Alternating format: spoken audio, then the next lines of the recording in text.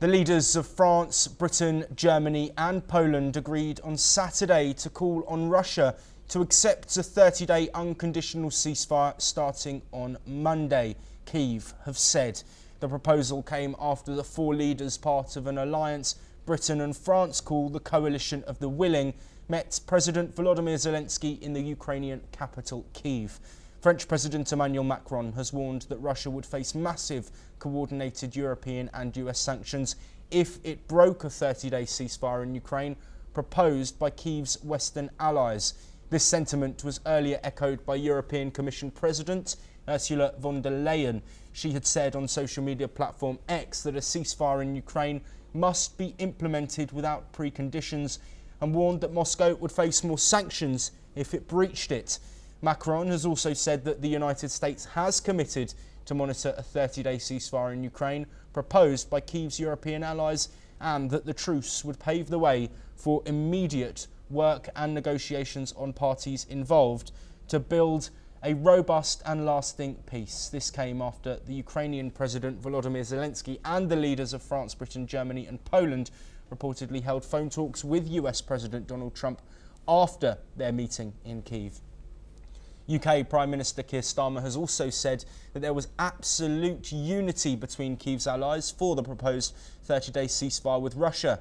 Meanwhile, Russia has shown no signs of halting its 3-year invasion of Ukraine and rejected a similar proposal put forward by the United States and Kyiv in March. Moreover, Moscow warned earlier there could be no truce unless the West halted arms deliveries to Kyiv.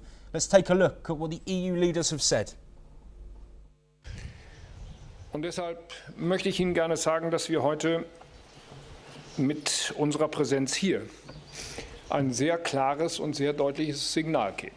Das Signal, dass wir entschlossen sind, alles zu tun, um diesen Krieg so schnell wie möglich zu beenden. Informiert, und wir sind dankbar, dass der amerikanische Präsident voll und ganz unsere Initiative unterstützt, sie teilt und sie mit uns auch gemeinsam ergreift.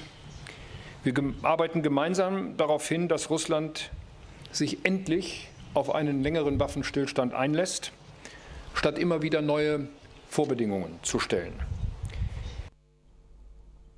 En cas de violation de ce cessez-le-feu, nous sommes agrés que des sanctions massives seraient préparées et coordonnées entre Européens et Américains.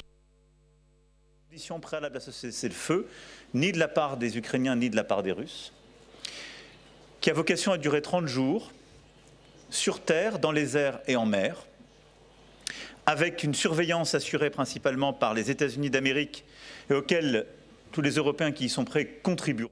The position we've now got to today is absolute unity across a whole range of countries around the world, including the United States, that there must be that 30-day unconditional ceasefire. That is the greatest unity on this point we have ever had, pulling different countries together. Clear, absolutely, there must be an unconditional ceasefire for 30 days. Clear that that means it must be without condition. Well, we move from Kyiv now to